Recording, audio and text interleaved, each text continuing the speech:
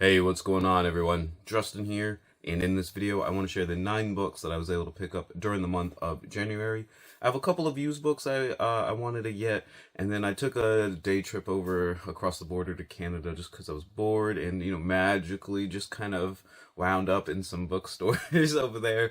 So I did pick up some over there, and a publisher was kind of to send me a pair of books as well. So let's just go ahead and get right into it. So first up, I picked up this used copy of Adrian Goldsworthy's Augustus, From Revolutionary to Emperor.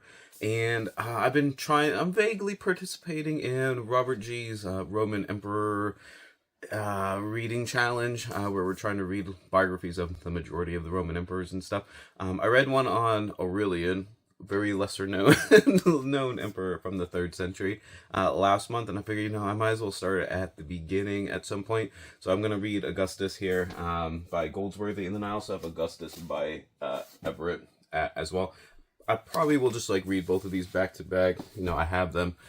They fit the challenge. Why not? I don't know why I haven't read half of them yet. So, anyways, that's why I picked those ones up. Now, Crown was kind of to send me a couple of books. The first one here is Silent Cavalry: How Union Soldiers from Alabama Helped Sherman Burn Atlanta and Then Got Written Out of History by Howell Raines. So, as it says on the tin there, this is all about, I guess, a military cavalry unit from the South that sort of defected to the Union side, and fought in the Civil War, particularly, and it sounds like Sherman's march to the sea, which has caused a ton of devastation through Georgia and that kind of stuff. I could see why they're probably written out of history without even reading the book, because it doesn't really fit the lost cause narrative very well when you have your own people defecting to the North and everything. But it's actually a fairly good-sized book. I think it's 550 pages, about 500 pages of text and everything. So I don't know that much about the Civil War, to be honest. The only one I read recently was Demon of Unrest by Eric Larson last year, but I did enjoy that one, so maybe I'll start reading some more American history. Maybe that's the theme for this year. I'm not 100% sure. Last year, it was the 18th century, or the 19th century was the thing for whatever reason, just kind of happened to become that. So I'm thinking maybe American history might sort of turn into that. And then the next one here, we got One Nation Under Guns: How Gun Culture Distorts Our History and Threatens Our Democracy by Dominic Erdős. And I actually have already read this one, because this one's only about 200-ish pages, if I remember correctly. Yeah, it's only about just right around 200 of actual text pages. So I do live in super firearm country. I bet you guns outnumber people at least 5 to 1 minimum. I know numerous people with double-digit numbers of guns. Okay, we'll just leave it at that. I have read this one already, and I'll probably talk more about it in the wrap up. But I have kind of mixed feelings about it. It just wasn't as I don't know, convincing might not even be the right word. I don't really disagree with much of what was said, but I don't feel anyone would be persuaded by anything that was in here in a way, if they've already made up their minds on certain different issues. So that's that. I'll probably talk about it a little bit more. So next up we have, we got the 5 books I bought over in Canada, except for this one. So let's just start with this, because I got 3 books that I picked up on kind of modern philosophy, dealing sort of with contemporary problems with AI and social media and that kind of stuff. So they all kind of tie together, but I don't really know anything about them, so we're going to just talk about it briefly so I don't look like I'm making too much of a fool of myself. So Polity Press has this series called Theory Redux, and this is one of them, and it's called Infinite Distraction by Dominique Petman.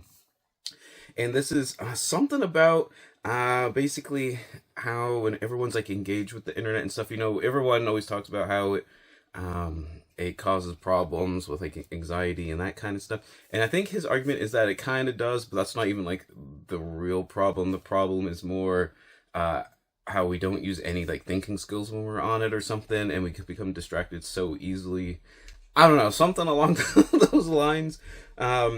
See, in this concise and provocative book, Dominic examines the deliberate deployment of what he calls hypermodulation as a key strategy encoded in the contemporary media environment. His account challenges the various narratives that portray social media as a sinister space of synchronized attention in which we are busily clicking ourselves to death. This critical reflection on the unprecedented power of the internet requires us to rethink the potential for infinite distraction that our latest technologies allow. Like I said, I don't know 100% really what I'm getting into with that one, but I feel like it'll pair very good with these other two books that I picked up. So all the ones following are ones I picked up on my trip over into Canada. And this one, I didn't know anything about the author, never seen the title, but I just like the premise when I picked it up. It's The Storm of Progress, Climate Change, AI, and the Roots of Our Dangerous Ethical Myopia by Wade Rowland.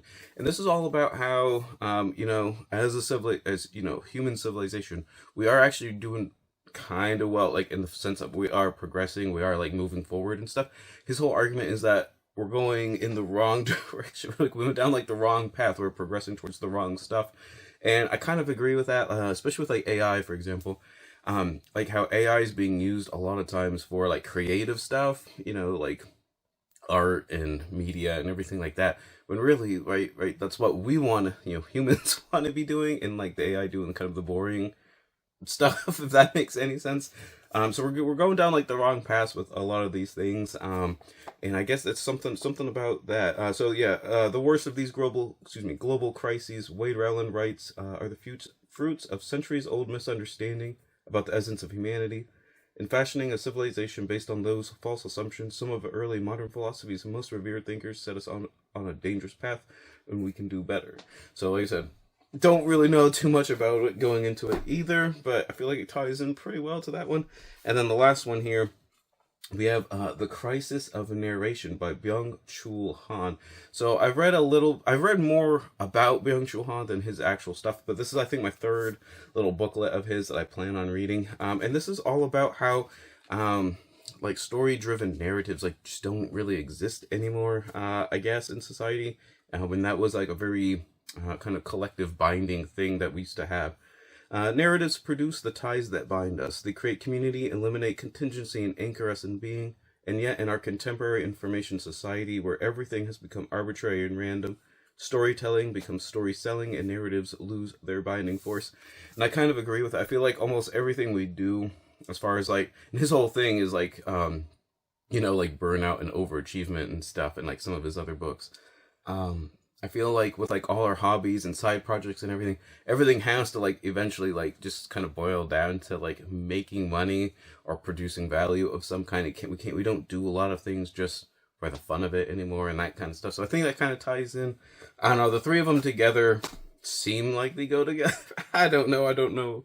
But like I said, I plan on reading them, and hopefully I'll either be like, a mad genius or just a complete knucklehead. So, anyways, I did find one of these very short introductions. It was so nice. It was like $3 Canadian, which was like $2. It was like, I don't know, like $2.10, like American or something. But we got Darwin by Jonathan Howard. And like I said, I have like a whole slew of these ones here. I've been trying to read like one a month and stuff. And yeah, upside down, of course. But anyways, just add it to the collection. No reason not to get it for $2. And then next up were like my two favorite finds of the month. So first up, we have Coral Reefs, A Natural History. And this just looks like an awesome, just like, almost like the Natural Lives series that I talk about a lot. Just tons of photographs and some information dealing with, coral reefs around the world and everything. So it's going to be kind of relaxing, but it's also going to be very gloom and doom, I'm sure. So I'm not sure exactly how relaxing it's going to be, like when you get into all the bleaching events and dying offs and everything like that. But, just looks, I don't know, like I said, for like all my like kind of nature or hardcover, I don't even know what kind of style book this is. It's not big enough for a coffee table. It's definitely not like a coffee table book, but it's kind of weird shaped and sized and text and everything for like a regular book. But I have like a whole slew of them, and I just think they're awesome. And then last up, we have Silent Spring Revolution, John F. Kennedy, Rachel Carson, Lyndon Johnson, Richard Nixon, and The Great Environmental Awakening by Douglas Brinkley. Now, I believe this came out early last year in 2024. I plan on reading this probably this March, if March of the Mammoths is a thing, which is all about reading books over 800 pages. So I want to say it's like 850. And I feel like with all my nature and science, but also history reading, why not read like a massive book on like the history of the beginning of like the green movement, the environmental like kind of awakening and stuff like that. So you're dealing with all the kind of stuff going around in the late 50s and then throughout the 60s and early 70s, kind of leading up to, like, you know, I'm assuming like Earth Day, the creation of the EPA in the United States, and all that kind of stuff. So it just sounds really cool. It is quite a bit. I want to say it's just under like 800. It's in the 700s in like actual text and stuff. So like I said, this kind of fits into with like the vague read American history or something that I've kind of neglected my whole life. So plan on reading that in March, most likely. So anyways, those were all the books that I picked up in January. Let me know which one would be your favorite out of these 9 and what your favorite book that you picked up in January was. Always on the lookout for good recommendations and everything like that. But whatever you end up reading going forward, always remember, read victoriously.